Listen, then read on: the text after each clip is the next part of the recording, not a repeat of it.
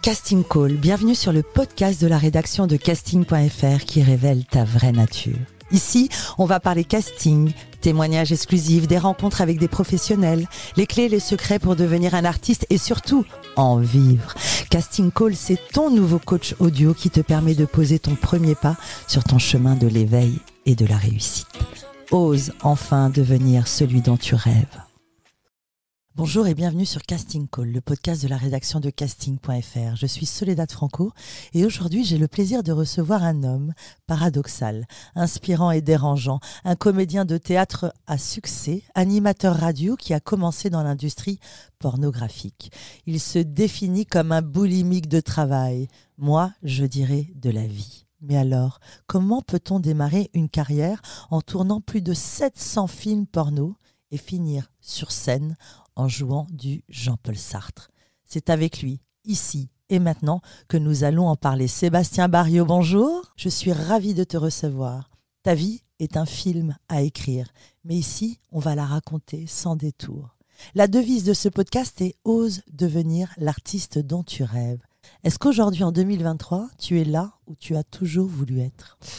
Écoute, j'ai commencé par un cheminement, on va dire, assez compliqué au début. Quelque chose qui m'a beaucoup apporté, l'industrie du X, oui.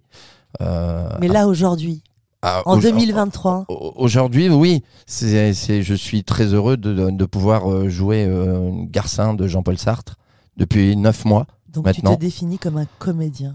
Je pense et j'espère. Et tu l'es. Merci. Pour t'avoir vu sur scène. Originaire de Vichy, quel genre d'enfance as-tu eu ? Ton papa était légionnaire, je crois. Oui, j'ai eu une enfance assez compliquée. J'étais un enfant turbulent qui faisait beaucoup l'école buissonnière. Tu faisais des bêtises ? Énormément de bêtises, ouais. J'allais dans les magasins, je chapardais des bonbons, des pistolets à eau, puisque je me suis fait arrêter une fois et ils ont fait venir. Tu avais des frères et sœurs ? Oui, j'ai un frère handicapé, 2 sœurs. J'étais le petit dernier. Ils avaient pensé à Belle et Sébastien, et Sébastien est arrivé. Mais nous n'avions pas Belle, nous avions Schnappant et Doudou, 2 chats, les chats de ma sœur. Et à quoi tu rêvais ? À quoi je rêvais ? Quand j'étais petit, je jouais Zézette et Pouzix au mariage de ma sœur, de ma grande sœur. C'est Zézette et Pouzix, ça va, c'est Patrick Adler. Plutôt drôle, c'est ça ? Ouais, je m'amusais. Tu te faisais remarquer. Oui, je faisais un peu d'imitation étant gamin. Je faisais le bébé de show, tout ça. Et voici le bébé de show. Dans tout ça, est-ce que tu prenais des cours de théâtre ? Tes parents te soutenaient ? Alors, je n'ai jamais pris de cours de théâtre. Je faisais moi-même le théâtre à la maison, tout seul. Et ma sœur me donnait un coup de main. Voilà. Alors, tu étais prédestiné à quoi ? Tu pensais faire quoi dans la vie ? Alors, prédestiné, à 5 ans, les infirmières avaient dit à ma maman, sur une rougeole ou une rubéole, votre fils sera un comédien ou un metteur en scène. Voilà. Tu vois ? On dit de toi que tu es têtu, avec un sacré caractère. Tu sais où tu veux aller. Tu as commencé ta carrière en tant qu'acteur porno. Tu as joué dans plus de 700 films. Tu as même reçu plusieurs récompenses. Tu m'en as amené une, la divine. Et oui, il existe des cérémonies qui récompensent. Raconte-nous comment ça a commencé. On se réveille un matin et on se dit, tiens, je vais faire du porno, raconte-nous.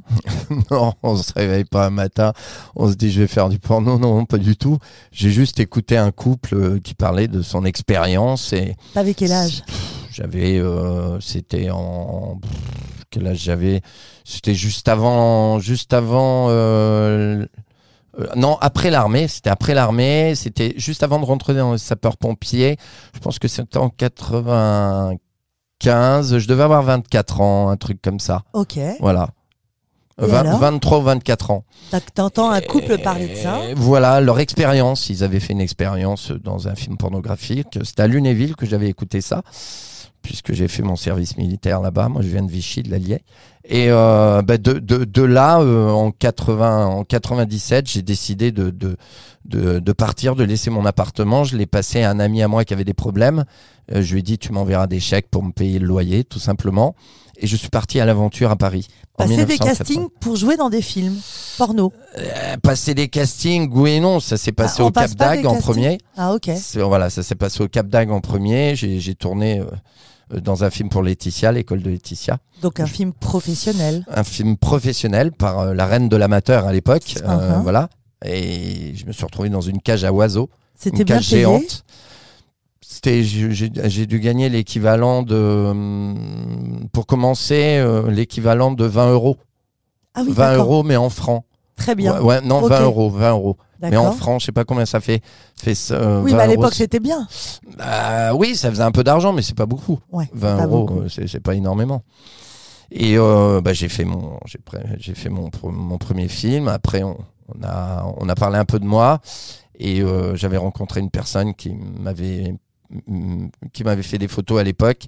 Une personne, un journaliste qui faisait du porno à l'époque, qui s'appelait Richard Blin, qui a parlé de moi à Fabien Lafay. Et j'ai fait mon premier film avec Fabien. Et de là, j'ai été repéré. On m'a demandé chez Marc Dorcel, chez Privat, chez Pierre Woodman, chez John Birwood. Des grands noms. Oui, des grosses productions. Chez Max Bellocchio, j'ai tourné pour Rocco Siffredi beaucoup aussi. Et j'ai travaillé pour les plus grosses industries du métier. Ouais. Et comment tu définirais être un acteur porno? Est-ce qu'on parle d'un artiste? Je sais pas. Est-ce qu'on connaît peu? C'est un métier qui est pas facile. Voilà, aujourd'hui, bon, c'est vrai qu'avec tout ce qu'il y a, nous à l'époque, tous ces médicaments n'existaient pas. Tout ce qu'il y a aujourd'hui, je trouve qu'il y a des milliers d'acteurs, des centaines. Avant, on était une dizaine 10, 15 à se partager un peu le travail dans le monde. Mais comme tu dis, il existe des récompenses. Tu as tourné dans 700 films. Tu avais une grande notoriété dans cet univers. Tu en étais fier. Tu étais heureux. Je suis arrivé dans ce métier, j'ai amené de la comédie dans ce métier. J'ai un film qui s'appelle Les Secrétaires de Yannick Perrin qui est décédé, qui était un de mes pères dans ce métier, qui me manque énormément. Et lui, il savait bien écrire. Il avait fait la série Q The Série pour Hot Vidéo, où c'était un sitcom un peu comme Hélène et les garçons, mais version X, voilà, avec des jolies filles et des beaux garçons. Et quel genre de vie tu avais quand tu étais comédien de film porno? Ton quotidien, c'était quoi? C'est un peu la vie du saltimbanque. Je tournais beaucoup, tous les jours. Moi, je faisais à peu près 25 jours par mois, à peu près de tournage. Je tournais entre 1 et 2 scènes par jour. Et j'étais un boulémique de travail et j'adorais le sexe, tout simplement. Je pense que j'ai été vers une voie que j'ai beaucoup aimée. J'avais une hygiène de vie tout à fait normale. Bon, je m'amusais beaucoup. Je sortais beaucoup. Tu étais fier de ton métier? J'étais fier de mon métier, oui, parce que dans la rue, je me rappelle, on nous avait arrêtés, moi on m'arrêtait souvent, et on me disait ah ouais non mais ça peut être Brad Pitt, ça peut être George Clooney, ça peut être tous ces acteurs américains, mais toi c'est Sébastien Barrio, mais c'est énorme, les gens étaient. Tu m'as ramené une récompense meilleur acteur. Admiratifs ils étaient, voilà. Meilleur acteur, en plus tu es très très beau. C'est gentil. Aujourd'hui, quand on recherche ton nom sur internet, c'est la première chose qui sort. Est-ce que c'est un problème pour toi aujourd'hui? Écoutez, de toute façon, on ne peut pas voiler 700 films, c'est pas possible. Vous tapez juste IAFD, vous avez 500 films. Et après les autres, il y en a en Allemagne, il y en a en Italie, il y en a un peu partout, dans plein de pays, les 200 autres. Et j'avais arrêté mon métier en 2010, j'ai repris en 2017. Et pourquoi tu avais arrêté en 2010? Parce qu'on m'avait proposé, Charlie Nestor, avec qui j'ai travaillé pendant un moment, un jour il m'avait fait une interview. Il avait interviewé un peu toutes les personnes de ce métier. Et il n'avait pas réussi à avoir Rocco, je me rappelle à l'époque. Et il m'avait dit, sur une interview, il m'a dit, j'aimerais bien t'écrire un one-man show qui s'appelait Calmez vos ardeurs avec un H. Donc là, vraiment, tu étais un acteur célèbre dans la production dans le porno. Pornographie, quoi. Et tu rêvais déjà de devenir comédien? Tu voulais quitter cet univers? C'est pas ça, c'est que au début où j'ai commencé ma carrière pornographique en 97-98, J'ai été appelé par Dominique Farrugia dans La stratégie de l'échec avec Cadmerade et les Robins des Bois, Barthélemy. Mais comment? Une comme rencontre? ça, non, on m'a appelé pour faire. Je devais faire un livreur de pizza. C'était une Mais quand tu une dis silhouette. on m'a appelé, moi qui dis toujours sur ce podcast, n'attendez pas qu'on vous appelle. Là, tu me casses mon truc. Non, Comment mais à ça, on l'époque, t'a appelé il cherchait, je sais pas, c'est quelqu'un qui m'avait vu, qui a parlé de moi. Je pense à Dominique Farrugia et je me suis retrouvé dans Stratégie de l'échec. Et après, ça a enchaîné. Ça veut dire que je reprenais le porno, mais là, j'ai carrément Capitol Productions qui m'appelle. Et pendant mes années de porno, au tout début, j'ai Capitol Productions qui m'appelle. C'était Studio La Victorine. Et là, on me propose, on me dit, j'avais envoyé un composite à l'époque, et on a choisi, du moins John Mackenzie a choisi ma photo sur plein de composites, sur plein d'acteurs, pour faire un jeune russe de la mafia, pour le film Quicksand de John Mackenzie avec Michael Keaton. Voilà. Qui avait tourné pour Tim Burton, bien sûr. Il avait tourné Batman, tout le monde le sait, et il a tourné Birdman avec 3 Oscars. Et là, tu n'étais pas un simple figurant, tu avais vraiment un rôle. Là, c'est vraiment un rôle qu'on m'a proposé. C'était le premier rôle qu'on m'a proposé. C'est pour un gros film. Et c'était en 99-2000. C'était Quicksand de John Mackenzie. D'accord. Et je me suis retrouvé, j'avais 3 jours de tournage et John Mackenzie m'a trouvé sympathique et m'a demandé sur une séquence avec Michael Keaton, il m'a demandé si je voulais faire le rôle, c'était dans un hangar et il fallait que j'apprenne le russe. C'était Dla тебя нет ничего краше, привет. Et il fallait, voilà. Rencontres et opportunités semblent se présenter sans cesse sur ton chemin. C'est des coups de chance, c'est quoi? Je ne sais pas. Peut-être, oui, c'est des coups de chance, oui. Et pourquoi oui, t'es oui. revenu au porno en 2017? Pendant toutes ces années, j'ai jonglé entre le porno et le cinéma. C'est-à-dire pendant que j'étais acteur. Mais donc ça ne te dessert pas, parce que tu as même joué dans Bienvenue au gîte avec Marina Foïs. Ouais, à l'époque du porno. Voilà, et donc ça ne te desservait pas. Et là, j'avais un troisième rôle masculin, quoi, aux côtés de Julie Depardieu, Marina Foïs. Au contraire, peut-être que ça attire même. À l'époque, je pense que ça a attiré. Claude Duty m'avait vu dans l'émission Morning Live. C'est Magloire qui m'a fait. J'ai fait une émission. Où je faisais un défilé de caleçons avec Pascal Gentil. D'accord. Et on m'appelle pour tourner Bienvenue au gîte. On t'appelle encore une fois. Donc en fait, en gros, tu as grandi à Vichy avec un papa légionnaire, pas du tout destiné au milieu artistique. Tu découvres le porno. Ouais. Mais quelles sont les qualités qu'il faut avoir pour tourner dans du porno? Et est-ce que le porno de ton époque est le même que celui en 2023? Non, c'est plus du tout le même. La qualité qu'il fallait à l'époque, déjà, fallait être naturel dans sa tête et fallait être bon comédien aussi. Et puis c'était plutôt sain, je me trompe? Oui, c'était plutôt sain. On faisait beaucoup de parodies de films qui passaient au cinéma et il fallait être de bons comédiens, quoi. Fallait se débrouiller. Moi, je me suis fait connaître. C'est comme ça qu'on m'a appelé vraiment dans le cinéma. C'est parce qu'on me voyait ou sur Canal+. Tu parles de Rocco Siffredi. Moi, je me souviens, à mon époque, Julia Chanel, j'ai Clara pas connu, Morgan. Oui, Clara, bien sûr. Oui. Toutes ces personnes. Tu as joué avec Clara Morgan? Clara, la petite anecdote, que tout le monde le sache maintenant, parce qu'à l'époque, j'étais qu'un simple comédien. C'est moi qui ai présenté Clara et Greg à Fred Coppola. Faut pas m'en vouloir, Fred, mais je le dis après tant d'années, je peux le dire. Voilà, Clara Morgan, j'avais rencontré Greg, qui était mon ami, mon meilleur ami, mon frère de sang, et qui est parti en 2011. Et quand je les ai rencontrés, c'était au Cap d'Agde. Elle s'appelait Emmanuelle, elle était toute jeune. Ils avaient fait un film amateur. Lui est venu me voir et m'a dit j'adore ce que tu fais, j'aimerais bien faire ce métier. Je lui ai dit écoute, viens à Porte de Versailles, il y aura le salon bientôt, ta copine est très jolie. Il me dit ouais, mais elle aime pas le porno, elle est pas. Moi j'adore ça, j'ai envie de faire ce métier. Et il est venu avec Emmanuel et je l'ai présenté à Fred Coppola, et après tout le reste c'est Fred. C'est Fred Coppola qui a créé, qui a trouvé le nom Clara Morgan. Voilà, c'est lui qui a fait de Clara la star qu'elle est devenue. Là, voilà, la fille la plus téléchargée en France, et peut-être en Europe aussi, je ne sais pas, mais voilà. Elle a une belle carrière. On peut faire du porno et ensuite entamer une carrière artistique des plus nobles. Tout à fait, mais Clara Morgan n'a pas fait de porno. Elle a tourné avec Greg. Elle a tourné une scène avec Ian Scott, une ou deux, c'est tout. Mais elle n'a pas fait de porno. Elle a fait ce qu'on appelle une grosse sex tape.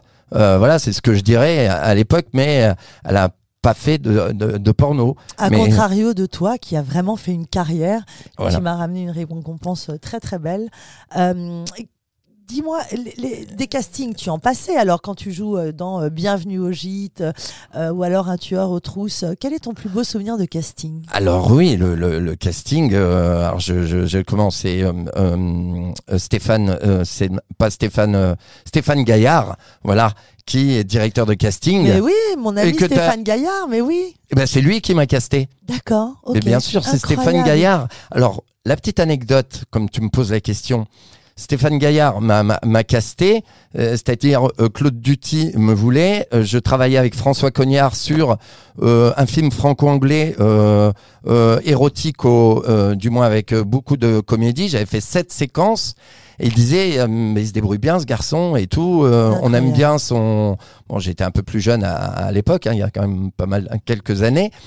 Et ils ont fait comme ça Stéphane Gaillard, comme le film de François Cognard ne s'est pas fait, qui est toujours producteur, hein, François Cognard dans le cinéma genre aussi. Stéphane Gaillard m'a fait faire le casting et je me suis retrouvé, merci à Stéphane, hein, j'avais refait un truc avec lui il y a pas longtemps, on s'était revus.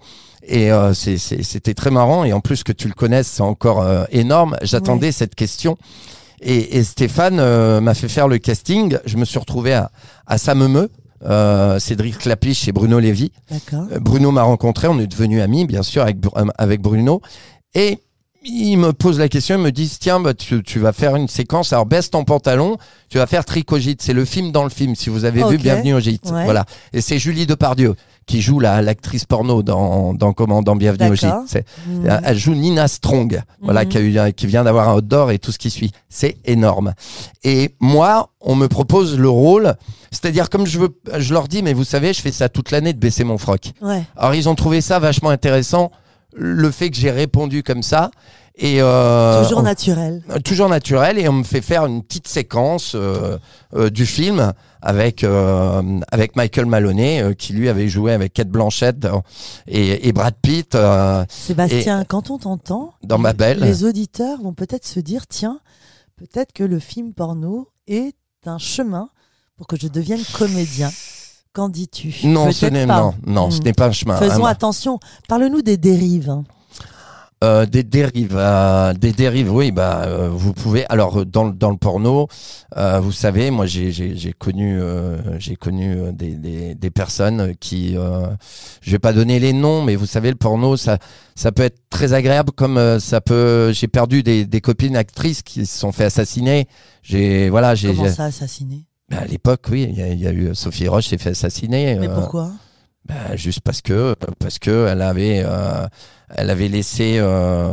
Elle avait laissé. Du moins, elle était partie. Elle avait suivi un acteur qui lui a présenté une autre personne, et son copain l'a mal pris et il l'a assassiné. Et il s'est donné la mort après. Tu veux dire que c'est un univers dangereux avec. C'est un univers qui peut être dangereux. Il y a eu pas mal si vous regardez dans les actualités. Le porno, c'est bien, oui, mais vous savez, quand vous rentrez dans ce métier, même pour un couple, réfléchissez à 2 fois avant de rentrer dans ce métier, parce qu'après, vous pouvez faire la pire des choses. Si c'était à refaire, tu le referais? Peut-être je réfléchirais, mais peut-être je dirais, j'ai passé des moments incroyables, magnifiques, dans des pays extraordinaires, les îles. Les Seychelles. Tu as voyagé, tu as gagné de l'argent. Ouais, le Brésil. Tu as rencontré des partenaires agréables. J'ai rencontré les plus belles femmes du monde. J'ai rencontré toutes les plus belles femmes. Même t'as les toutes yeux les qui femmes. Pétillent. toutes les femmes, ouais, les yeux qui pétillent, je sais pas, mais toutes les femmes, moi j'aime toutes les femmes quelque part par là. J'ai aussi bien travaillé avec des femmes qui faisaient 120 kilos que des femmes plus âgées. C'est difficile d'en sortir. Est-ce qu'il y a une sorte d'addiction? Peut-être difficile, oui et non. Une addiction, oui, peut y avoir une addiction, mais je pense que ma plus grosse addiction aujourd'hui, c'est d'être sur scène avec un public qui vient me voir quand je joue. Donc en fait, aujourd'hui, le porno, c'est terminé. Complètement. Et quand est-ce que ça s'est terminé définitivement? J'ai fait le dernier film qui s'appelait 12 cousines de Chris Bakely. Pour moi, un super metteur en scène. J'ai fait ma dernière scène. Ta dernière scène. Et c'était en 2020. Et alors, ce qui est intéressant, c'est qu'aujourd'hui, tu es sur scène et tu joues du Jean-Paul Sartre. Depuis un an. Depuis un an. Donc, c'est un grand écart assez extraordinaire parce que jouer du Jean-Paul Sartre, c'est quand même un sacré texte. Ça fait un écart facial, quoi. Grand écart facial. Tout simplement. Excusez-moi du terme. Mais tu t'exiges quand même quelque chose d'extrêmement exigeant. C'est une rigueur, c'est un gros travail. J'ai Karine Battaglia qui est une comédienne qui joue le rôle d'Estelle, qui a parlé à Karine Cady, à la metteur en scène, qui lui a dit « Je connais Joseph Garcin ». Joseph Garcin, c'est le personnage dans Huis clos de Jean-Paul Sartre. L'enfer, c'est les autres. Et ils m'ont testé, ils m'ont fait faire un casting, bien sûr. Encore un casting. Rappelons à nos auditeurs que tu joues le rôle de Garcin dans Huis clos de Jean-Paul Sartre au Lorette Théâtre. Oui. Jusqu'à quand? Parce que là, ça fait 1 an que tu joues. Ça fait 9 mois exactement. 1 an, n'y est pas encore. Moi, j'ai commencé au mois de septembre. Et alors, comment? C'est toi qui t'es produit? T'as des producteurs? Comment est l'idée? Personne. J'ai pas de producteur. On m'a proposé. J'ai fait un casting. J'ai été pris sur le casting. J'ai fait une lecture Mais alors, attends, encore une fois, tu dis on m'a proposé. Non, mais du moins, on m'a proposé de faire le casting. Ah, mais où as-tu décroché ce casting? La plupart du temps, je regarde casting.fr. Je suis tout le temps dessus. Ouais. Oui, bien sûr. Et t'as décroché comme ça? J'ai décroché, oui, plusieurs du moins. T'as passé le casting et t'as eu le rôle. Voilà, oui. Que ça soit il y a quelque chose autour de toi. Comment je pourrais définir ça? La chance, alors la chance, elle se crée, mais d'après toi, c'est quoi? C'est ton naturel? C'est quoi? C'est ton espièglerie? Parce que tu es très espiègle, t'es coquin. Je pense qu'il faut être naturel aussi, il faut être vrai. Et faut pas se voiler la face, faut dire les choses comme elles sont. Et tu es un boulimique de travail parce que tu es même animateur radio, en plus d'être comédien. Alors, le projet Le Barrio Show, raconte. Alors, le Barrio Show, il faut savoir que j'ai commencé la radio, comme ça, la radio libre, on va dire, il y a à peu près une dizaine d'années maintenant. C'était Fréquence Orange, où on avait comment on appelle ça, une table de mixage. On était 2. Et moi, je faisais venir du monde avec mon carnet d'adresses. Voilà, j'en ai qui sont venus, des personnes qui m'ont suivi dès le début, il y a à peu près une dizaine d'années. C'est monsieur Bernard Ménez qui m'a suivi aussi quand j'ai continué, quand j'ai attaqué le Barrio Show. C'est-à-dire, il y a eu plusieurs émissions différentes, Barrio by Night, Barrio Show. Alors non, il y a pas, il y a le directeur de la radio maintenant, c'est Rabat Baloul, c'est Radio Armada sur ça s'appelle le Barrio Show sur Radio Armada, 17h à 19h tous les jeudis en live, en direct. Et j'ai rencontré, j'ai fait venir les plus grands avec mon carnet d'adresses, ou si on peut me donner un coup de main, voilà, où j'allais dans des soirées. Tu es constamment en mouvement. Dès lors qu'on va au théâtre, on te voit. Tu parlais de liberté. Tu es extrêmement libre et audacieux. Qu'est-ce que je peux te souhaiter? De quoi tu rêves? De quoi je rêve? D'un César. J'espère un jour d'un César ou donc c'est la comédie à 100%. Même d'un Oscar, tu sais, j'irai même plus loin si jamais je me retrouve dans un film qui décroche un Oscar. Si j'ai l'Oscar, c'est bien, mais si je l'ai pas, je serai quand même dans le film. Et qu'est-ce que tu fais pour ça au quotidien? Comment tu vis ta vie de comédien? Et ben, je suis à fond sur casting.fr et je regarde tout le temps les castings ou les longs métrages, tout ça, pour voir si je peux décrocher un rôle. Est-ce que tu as un agent ? Non, j'ai pas d'agent. Je me débrouille tout seul. J'ai eu des agents, mais je fais pas confiance aux agents. Je suis désolé. Si un agent veut s'occuper de moi, faut qu'il soit à fond sur moi, comme moi je suis sur ma carrière, tout simplement. Faut qu'on y croie. Ou on croit en toi, ou on croit pas en toi. Sinon, je préfère faire cavalier seul et attendre qu'on vienne à moi. C'est vrai que mon rêve, c'est d'être dirigé par Audiard, par Jacques Audiard, et voilà, qui est pour moi un des plus grands metteurs en scène, même Clapiche, même voilà, tous ces grands, François Ozon. On va les inviter à venir te voir au Lorette Théâtre. Alors, quels sont les jours où tu joues et à quelle heure ? Alors là, on fait les 2 dernières de la saison. On a de la chance, 2 dernières de la saison. Et on reprendra, là, pour ceux qui veulent venir, vendredi 21h, au Lorette Théâtre, 36 rue Bichat. Et c'est dimanche 18h. Là, et je joue aussi Jean Genet, qui présente les bonnes dans les bonnes de Jean Genet. Et je fais aussi une comédie où Laurent Storck est venu me voir sur Huis clos de Jean-Paul Sartre. Faut pas oublier qui Laurent Storck, c'est l'ancien directeur des programmes de TF1. C'est lui qui a découvert Intouchable, qui a signé. Réécoutez cet épisode et prenez note de tous les noms que Sébastien a cités, car ce sont toujours des intervenants, des grands décisionnaires. C'est ça qui est troublant dans ta carrière. Oui, et en plus quand on regarde les conférences de Laurent Storck, qui explique les 3 T pour réussir. Et je crois que je t'ai envoyé le lien pour que tu comprennes. Alors, les 10 000 heures. Dis-les, rapidement, dis-les. Alors, je les ai pas tous en tête, c'est ça le problème. Il y a la ténacité, il y a le tempérament, il y a le travail et là, on est à 3, là. On est à 3. La ténacité, le tempérament, le travail, la chance. Non, c'est pas un T, la chance. Non. Oui, mais il y a quand même une part de chance, comme il explique.